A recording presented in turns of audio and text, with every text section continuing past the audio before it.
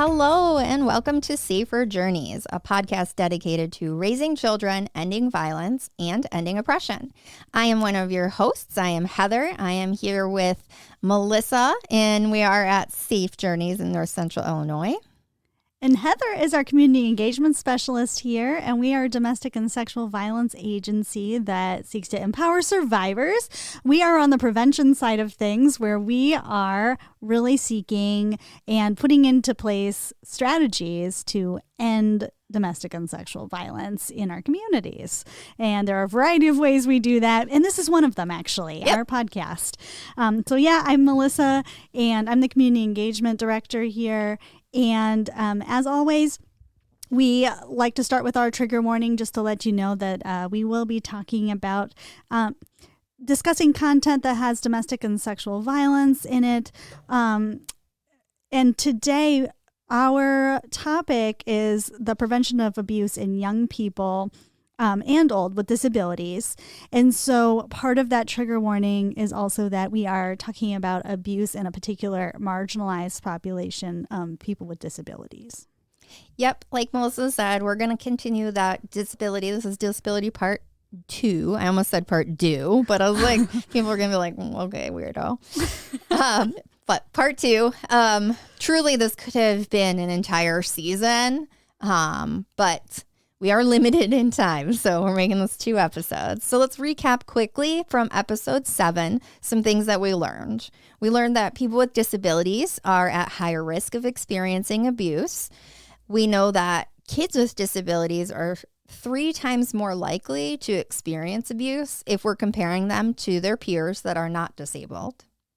We see some of the highest rates of abuse in people with hearing disabilities and those that are nonverbal as a result of not reporting as well, not being able to consent as easily, that sort of thing. And then we also know that people who live in care homes are going to experience even higher rates than their disabled peers that are not living in a care home. And that is 4 times as likely to experience abuse if you're living in a care home with a disability. And just to continue on these very upsetting high stats here, between 40 to 70% of girls with disabilities will experience sexual abuse before they turn 18. Mm-hmm. And for boys, that's up to 30% of them before the age of 18. And the most common form of sexual abuse in kids with disabilities is coerced or forced sex. I actually don't know what it would be for young people without disabilities. Like, I don't have that off the top of my head, but I suspect it's similar. Right. I think that's probably a common theme amongst young people who are experiencing abuse is like force and coercion. Yeah. Because they're just not very good at asking and telling people what they need yet. Yeah. I mean, those assertiveness skills, if they're not taught, they won't have them yet. No, totally. We also want to remind everyone, especially since we're recording this during Human Trafficking Awareness Month. It will not be published during that month, but it's being recorded during Human Trafficking Awareness. These folks are going to be at higher risk for becoming victims of human trafficking, sexual exploitation, and sexual harassment. And I didn't talk that much about sexual harassment in part 1, but I wanted to mention that online harassment is particularly troublesome and problematic in women and girls with disabilities. I've been doing a lot of listening to lived experiences through podcasts on adults who have disabilities. And this is one of the themes that I've heard over and over again. And the women who have disabilities are like, the content, the kinds of things people say to them online is like way more outrageous than we would see for someone who's not disabled. One of the podcasts I really like, by the way, is Proud and Disabled. And if you like British accents, they are all British. So like you also just like have a fun little British accent to listen to. Love that. I really, really like the host and her guests. So she mentioned this. She also mentioned that kids with disabilities participate more online in sexual behaviors and are solicited more often online with sexualized content than non-disabled peers. Yeah. And part of that is sort of because of there's sometimes this fetishization, which is, getting that word out is very difficult for me. Like my mouth doesn't make it, but fetishization of relationships and with people with disabilities. So in a couple of these podcasts, the conclusion was, if you're attracted to someone because of their disability, that's not necessarily a bad thing, but you have to be upfront about it with them and be like, truly the reason that I was first interested in you is because this disability. Now, there is a group of people who are referred to as devotees. This is really disturbing, who prefer having sexual relationships with disabled people, not because they find something enjoyable or lovely about the disability, but because they like having the power and control over someone with a disability. So you can see where the difference is, right? And there's the problem. Yeah. So that's the problem with the devotees. It's abuse. Mm-hmm. That's what it is. So I just wanted to mention that because we may need to be a little extra careful with our young people online who have disabilities, especially if they're like using social media and it's very obvious that, they talk about their disability online, which they should absolutely be able to. Yeah. We just have to make sure that they're protected. So what's up, Melissa? Why are they at such high risk? So they are at higher risk because their vulnerabilities make them targets, which is actually what I was thinking when you were speaking just now. Yeah. Because not only do they have that piece about having a disability, which makes them easier to exploit, but also they're a young person. Yep. Which makes them easier to exploit, Yes. So it's just like, it's that intersectionality of like the identity upon identity upon identity, like these intersections are making them even more of a target. Mm-hmm. So, and then another reason is because there's a discrimination and stigma of people with disabilities. So this too increases the risk of abuse, and it creates barriers to seeking support, because when it comes to any marginalization, there's going to be barriers to accessing services or support that they need, which is something that we constantly have to think about in our service. Yeah. And it's hard, especially if you are not a member of that group. Right. That's why Listen. Yep. That's why Melissa and I do so much with listening sessions, with consuming content on, podcasts, social media from people with different life experiences than us. Right. Because otherwise we won't be able to get around. Like if we don't know the barrier, we can't get around it. And like, we're still not doing the best job. No. We're doing what we can at the moment. Right. Yeah. Right. And then another reason they are at such high risk is because they're not receiving the prevention education in school like their peers, the young people with disabilities. And this is due to a few things. It's due to inaccurate beliefs that people with disabilities don't date or have sex. Like they're just desexualized in a way, which is interesting because you just said that there's a fetishization and it's like over-sexualized comments. However, they're looked at often as not really having a sexual life or sexuality. And I think that perspective is from their caregivers, right? Okay. And that's my thought process, because that's like the people who are making decisions on whether or not they are going to have access to this, right? Yes. So it's going to be like their teachers, it's going to be their therapists, it's going to be their parents, that kind of thing. So it's the randos on the internet are sexualizing them, but then the people closest to them are desexualizing them. Yeah. That puts them in a weird spot. It really does. And they just don't have the information they need to navigate that spot. No. And then you have this myth going on that they don't have the desire or won't attract partners, right? So that's that desexualizing. So youth with disabilities are having their first romantic and sexual experiences in adolescence and young adulthood, just like their non-disabled peers. Like that's the reality of it. Yep. But again, like we said, they don't have the tools to navigate it. No, and they're being hypersexualized in one realm and undersexualized in another. Like, of course they don't have the tools and are probably pretty confused about it all. Yes. At least I would be in such a situation. And because they're at a higher risk, because, they're more vulnerable, we know that preventing abuse is even more important to this group of individuals. we know healthy relationship education and prevention of abuse is going to reduce the risk for any young person from being abused. And we also provide them with information on what happens if you're abused. What do you do? How do you respond to that if someone else is experiencing abuse? Yes. And all of these topics are wrapped up in comprehensive sex ed as well, which, not everywhere is providing comprehensive sex ed, but comprehensive sex ed includes abuse prevention education for students. So if we're deciding who receives prevention education abuse prevention education based on risk, really, we should be prioritizing the kids that have disabilities. Yeah. So, and we're doing the opposite. Mm-hmm. We're just not giving them that information, or it's a little bit, or it's half-hearted, that sort of thing. And Melissa, I want to talk a little bit, or I want you to talk, because this is your jam. This is her bread and butter, about comprehensive sex ed. Yes. So as Heather said, it is abuse prevention, comprehensive sex ed. And so it includes things like consent, puberty, gender identity, sexual orientation, healthy relationships, information about the reproductive system in your body, right? And even the act of reproduction, how to do that safely, right?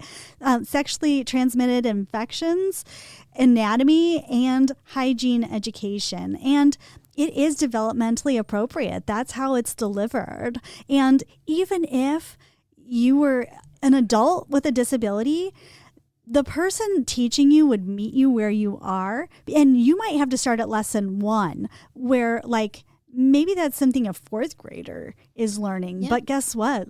You got to start somewhere. And being trauma informed, you got to meet them where you are, where they are. So that is just so important.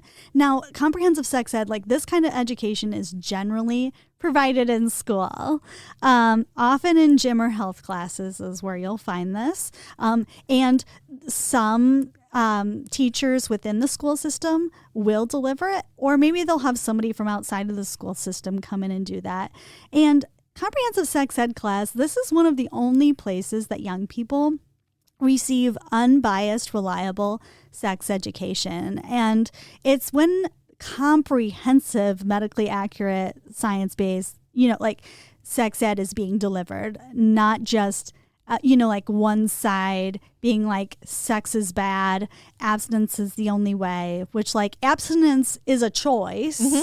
And it's one of the options, yes, right? Exactly. But it's not the only thing. And it's definitely, if you only talk about that, we're not going to have a healthy and safe environment. No, you're not getting the information that you need. Right. And the key here is we need to put tools in the hands of young people so that they can actually make informed, good, healthy decisions with their bodies. Mm-hmm. And that's what I wish I had all the information so I could have done that, because I really wanted to be abstinent completely. Mm-hmm. And I just wasn't, because I didn't have good information. And I'm well, that kind of stinks, but oh well. That's interesting. You wanted to be abstinent, and the education you received was so poor on sex ed. Yeah, it was abstinence based. That even they didn't even accomplish their goal of providing you, who is all about abstinence, with the tools you needed to be abstinent. They didn't tell me how to do it. Goal that they were trying to achieve. Yeah. And people use so many different terms for different acts that you wouldn't. I should say. Yeah. I didn't equate one thing with another. And I'm oh, no, I'm fine. Well, truly. There's a bunch of terms I pretended that I even knew what they meant when I was in high school. I was oh, yeah, I know what that means. I had no idea. Well, I was asking my friends. I was too afraid. I just pretended I knew. I just was vague about it. So, and then eventually, thankfully, the internet popped up in my life around that time where I could be what does this mean? Oh, phew. Now I don't look like a dummy in front of my friends. But that would have been, I did not receive some of those. The terminology, honestly, would probably be very helpful for folks in sex ed. Because then, if someone's hey, let's do X, Y, Z. And you're well, I don't know what that is that I can't say yes or no to. Right. So we do this exercise in class with young people. And this is more about like how we want to be treated in a relationship, but it's like our non-negotiables and like what we want. And you cannot make that list if you do not have the information you need. Yeah, fair. That is not fair. Period. That's not fair. It's not right. So, I mean, I'm getting on a soapbox. No, so it's okay. I want to get back to like why comprehensive sex ed is so vital, especially for kids with disabilities, because they're usually not receiving this even when their peers are. And a lot of times, young people with disabilities aren't in the same classroom as their peers who don't have disabilities that are keeping them from that classroom. And so, and like, why aren't they getting this vital information? And the first reason is because of the misconceptions, the discrimination and the stigma. So basically oppression is the reason why they're not getting the information they need, which is a crime because of what we've already talked about in part 1 and now part 2. They are the most vulnerable in society. Yeah. If Please get them comprehensive sex ed. We're begging you.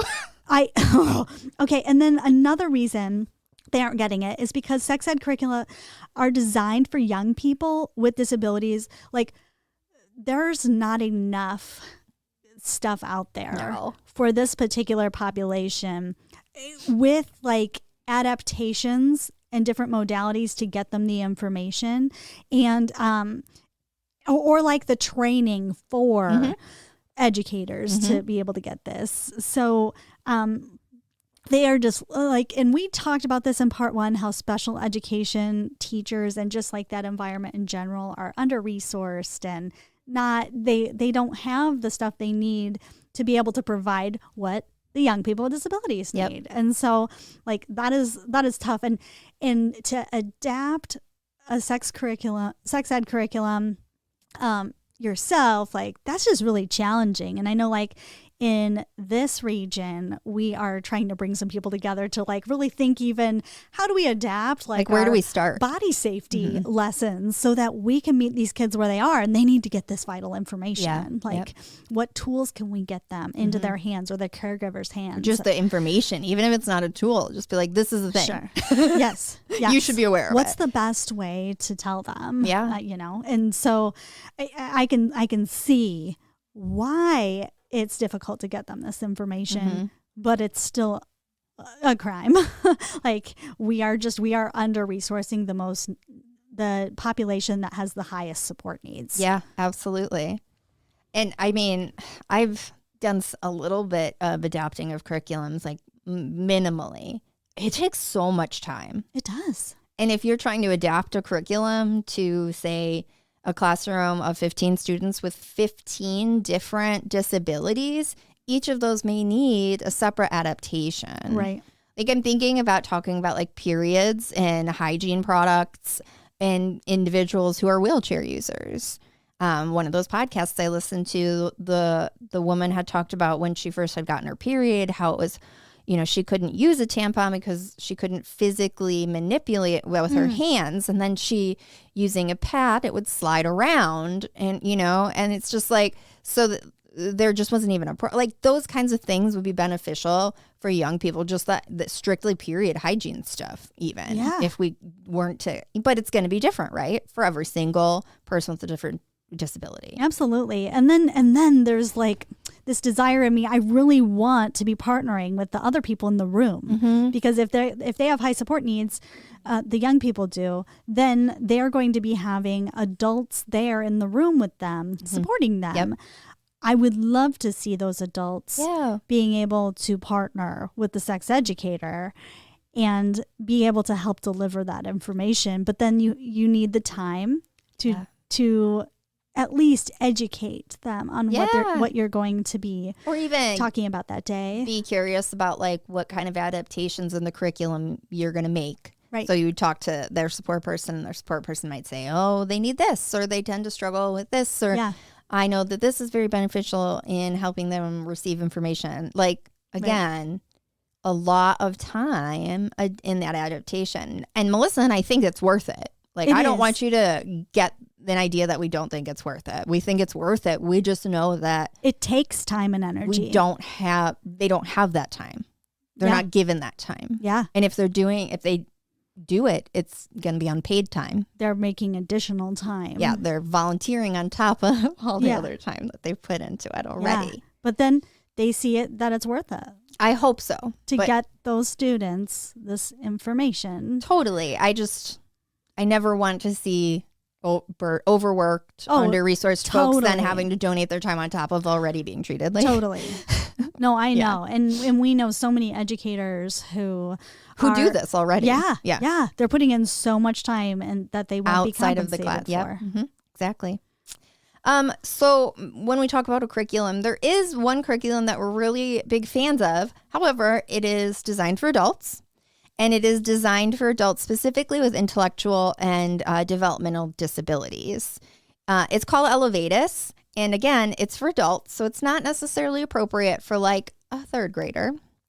And it doesn't address the needs of all folks. So it's just people with like mild to moderate intellectual or developmental disabilities. If they have really severe intellectual or developmental disabilities, there's currently not a curriculum for them. I know the folks who did Elevatus are working on one, but it's not out. They have like a new adapted version out, and they're starting to provide training on it. Okay. But yeah, I mean, until this point, we had to give up teaching a particular class because we didn't have the tools to be able to do what we needed to do and get them the information in an effective way. And we were just like, we need more training. Otherwise, I don't want to do more harm than good here. Right. No, I get it. I was in one of those initial classrooms and I truly was just like, I don't know what to do. Yeah. They're definitely not absorbing or even paying attention to me, honestly, because I wasn't interacting with them in a way that worked for them. I was interacting with them in a way that worked for a different group of people. Exactly. And like, so we learned pretty quickly that we needed to pause that group until we had better tools to engage with them and get them the information they needed. Mm-hmm. So we'll talk a little bit more about Elevatus, and we really do like the curriculum a lot in a minute.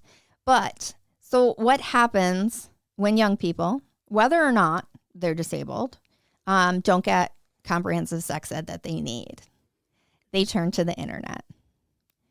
And that's not all bad, but it's not monitored, right? Like there's nobody going, this is a developmentally appropriate website for you.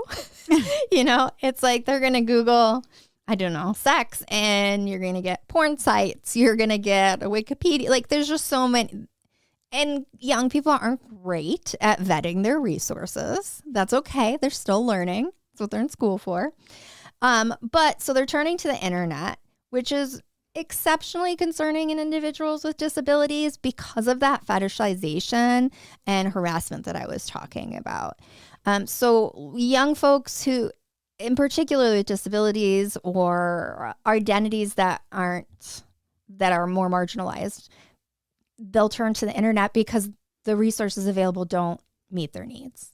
Right. So they're like, well, how does a person in a wheelchair have sexual intercourse? Right. They're not talking about that in sex ed. So they're going to look for it, and it's going to probably be porn, and it's probably going to be abusive, and there's going to be some power and control stuff that's not healthy. And if that's what they're seeing from the start, that's like implanted in their brain now. Your first experiences with stuff generally are like what you sort of revolve around or grow your thought process on for the future. So like now their first experience seeing sex is going to be an unhealthy and abusive one. So that's what they're going to expect. And they may perpetrate abuse. They may be complacent when abuse happens to them strictly because they think that's normal. And that's how it should be. And that's absolutely not the case. So I guess I could go on with this, but again, it's a whole nother podcast. So what kinds of things do you think we would be included in comprehensive sex ed for young people that have disabilities? Like, how would that look different? From like their non-disabled peers? Yeah. So body safety or body autonomy is going to look a little different because there's various support needs, right? And so youth with disabilities may have difficulties communicating consent or lack of consent. They may need to find new ways of communicating that consent based on their communication methods. So instruction on alternative means of conveying consent or not would be important. They may also be receiving care. That includes washing and toilet help or generally having their bodies touched by others more often because of their support needs. So these young people should be made aware that they still have the right to consent or not to consent to all things related to their bodies because they are still a person. They deserve the right to be able to say yes or no. You can do this to my body. Yeah.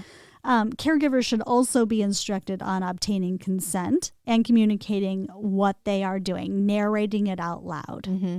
And super side note, I had been watching some Instagram reels about hospice nurses and things like that. And they were like, even when folks are unconscious or not communicative, they will still verbally go through what they're doing. They're like, okay, well, I'm hooking up your IV line now. We're going to give you that Tylenol to help with the fever or whatever the case may be.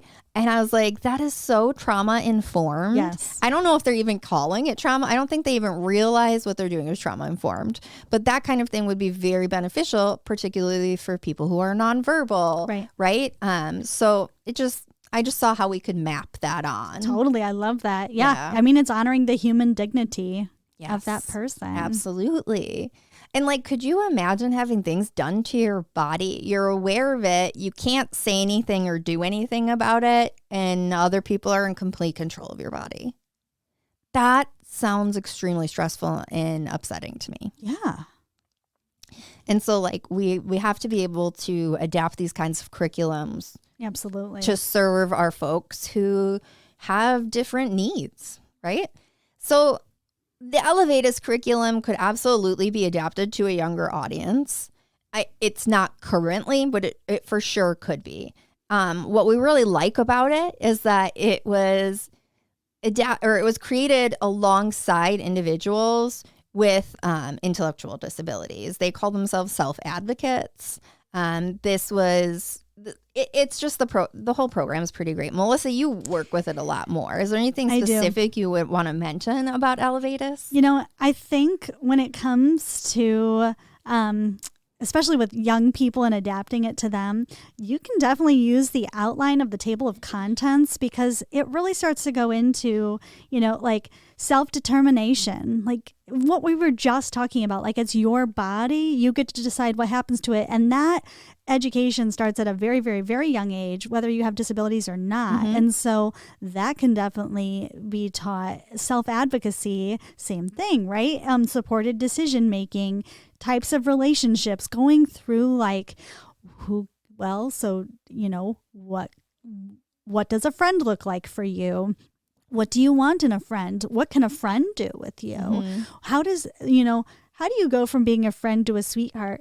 We still have these conversations with young people. It just might sound a little different. Right. Or it might sound similar depending on, what the young people have been exposed to. But I think one of the most important conversations, other than like about anatomy and all that kind of stuff and healthy relationships, is what's okay and not okay in public versus private spaces. And I think this conversation can be had no matter how old you are. I mean, we have these conversations with our young people, right? Yeah. Like, little kids love running around naked all the time, right? Like, they're like, I'm naked. And it's like, no, when we go to the store, we put clothes on. It's not okay. So, like, we have the same discussions. That's right. We just have to frame them a little differently. And I think put more effort into it and initiate these conversations. Yeah. earlier and more often, maybe. And I can imagine, like, when we start to adapt these body safety lessons at some of our area schools, I think one of the main things we should talk about is public versus private. So that, and the finding a way to communicate. Yeah. Like, yes, that's okay. I like that. Or no, you like, do not touch me. And find a way to tell an adult, like those just basic things like the touching rule. And it's never okay to keep secrets about an adult touching you or showing you, pornography or whatever it is. So I think there are so many ways we could adapt this. But I especially just like looking at the table of contents because I'm like, no, that's a great. I totally have a lesson for that. Like, no, it's really been because we've done so many different things. We have a little bit more to pull from, I think. That's true. So like when you see a table of contents and it's like body safety, you're like, I have 60 pieces of, worksheets, resources, activities that I can use to teach body safety. Yeah. What's going to work for this group? But folks who aren't doing this work, like say it's your gym teacher or your health teacher, like they don't have 60 different activities or handouts or worksheets or slides to share on body safety because that's not what they do all the time. Right. One of the things I don't do it so much anymore. I started out teaching Elevatus and got, distracted with other things. And Melissa's been doing a little bit more of it. I really like that every lesson they close with reminding the learners that it's their body and that they're in charge and they get to make the decisions about it. So every single lesson closes with that reminder that you're in charge of your body and you get to make the decisions. It's a powerful statement for them to be making about themselves and just a reminder about it. Like, truly, some of us, we all need the reminder sometimes, honestly, especially those of us who let people push us around a little bit. Yeah. But we're not going to talk about Melissa and I being people pleasers sometimes. It's true. Again, another podcast, right? Yeah. But we are very lucky in Illinois that we have this mandate that the comprehensive sex ed needs to be delivered at these living and care facilities for adults with disabilities or anybody like attending day programs. They're given the opportunity to receive comprehensive sex ed. Many opt out or maybe their caregivers have opted them out, but at least it's there. And they've been you're starting from the very beginning, giving them the choice and allowing them to make the decision. You get to opt out if this isn't what you want to do, which really starts the this is your body and you get to say what happens to it discussion. Yeah. I will say the discussions are getting a little more sexy. I'm sure. So I think more people are opting out. Got it. That makes sense. That's fine though. Like if that's not your comfort level, I support you saying so. Sure. That is fine. You know what's exciting too, though, is that I'm hearing more and more possible self-advocates. Oh, that's great. In the room. Yeah, I love that. And they are fierce feminists. That's amazing. Wow. Knowing the group, that doesn't surprise me. I can think of a handful of individuals who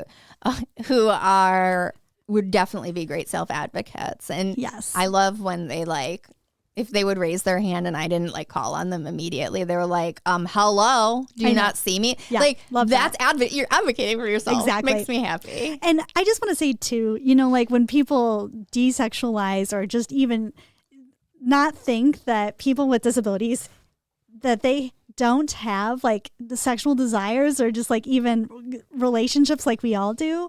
The list that was made in a recent class about going from friend to sweetheart. What do you do with a friend? Sure. What do you do with a sweetheart? And that list looks very similar to any list I would make with either young people or with adults. Interesting. Yeah, I love that. What you do with a sweetheart. It is really funny because it they say like the participants in class are saying very similar things to anybody receiving this information, trying not to use the word sex. It is funny. Yeah. Whether that's like a movement or words, and I'm like, oh, wait, so can you say it for me? Like, what is it? Yeah. Can you be more specific? Okay. And then they're they like trying to avoid saying it as if it's like a naughty word or something. This is sex ed. Let's all say the word together. Yeah, they're like, but we call comfortable. We call it Safe Journeys Day, and we're like, okay, well, it is okay. Sure. I mean, yeah, if that's how you get through, it's fine. I know, Melissa, you had found an article from the Elevatus people, from the people who made this curriculum, yes. particularly for supporting young people or children with intellectual or developmental disabilities. Could you talk a little bit about that? And then we'll make sure we post it in the show notes and put it on our social media. For sure. I love this because it gives caregivers some concrete steps on how to support. And so they elaborate on these 3 steps caregivers can take to do this, supporting children with intellectual and developmental disabilities to have healthy relationships. Number 1, provide positive messages about relationships. Whether that's the messaging that they're receiving from you that you're communicating and what you're modeling around them. Make sure you're discussing relationships. This is number 2. Discuss relationships and ask guiding questions. So make sure you're being pretty explicit about these different relationships, right? And like I you just mentioned, right? Yeah, like whether you're on a team, you're in class together, are you a family member? Are you a friend? Are you a sweetheart? Like what circle does that make you in? Like what access do they get to you? What information do you share with them? Do you do things differently with a sweetheart than a friend? Then what are those things? Like be specific. Ask those guiding questions to help facilitate good conversation. And then number 3, consider your own personal beliefs. So this is for the caregivers, right? Consider your own personal beliefs on how you want your child to treat others and how you want others to treat your child, because you're going to be conveying that through all of this messaging, whether that's the modeling or the explicit messaging. So we also really love to hear about any resources anybody has on this topic or any topic relating to what we do, these violence prevention. So if you have any resources you would like to share with us, please, please, please email us at saferjourneyspod@safejourneysillinois.org. You're welcome to email us anything if you have if you have feedback, good or bad, or topic suggestions, anything like that. We would absolutely love to hear from you. We would love to just hear from you. Yeah, please. Really, truly. There are going to be a boatload of resources in the show notes, so feel free to check those out. There's some really good stuff in there. Yeah, I got into looking at support services for people who are hard of hearing or deaf because my stepmom is hard of hearing. And so I have this extra connection, I suppose, with it. But there's a variety of places. There's some ASL videos about abuse and healthy relationships at the Deaf Hotline. That's the website. The ADWAS is Abused Deaf Women Advocacy Services. They've got lots of great stuff. There's just a lot of opportunities if you do some digging online. Love that. Thank you for sharing that. Yeah. And thank you all for listening. Keep on listening if you need some support resources. And we look forward to talking to you soon. Bye. Look out for new podcasts every other Monday on anywhere that you can find your podcasts. Spotify, Apple, Stitcher, Anchor FM, you name it. We're there. If you have any questions, and we would love to hear from you, you can email us at saferjourneyspod@safejourneysillinois.org. You can also message us on social media. We have a Facebook and an Instagram that you can find us at. And let's talk about some resources for anyone who's experiencing abuse. If you happen to live in and around LaSalle or Livingston County in Illinois, please feel free to call Safe Journeys support line at 815-673-1555. 24/7, confidential, services are free. If you don't happen to be in our area, There are 2 national hotlines that you can call for support. For sexual violence, you can call RAIN with 2 N's. That's the National Sexual Violence Hotline. Their phone number is 800-656-HOPE. They also have a live chat on their website if you're interested. And for domestic violence or intimate partner abuse, you can call the hotline, which is simply thehotline.org. And this is our national domestic violence hotline, and you can give them a call at 800-799-SAFE or chat live on the website. Thanks for listening.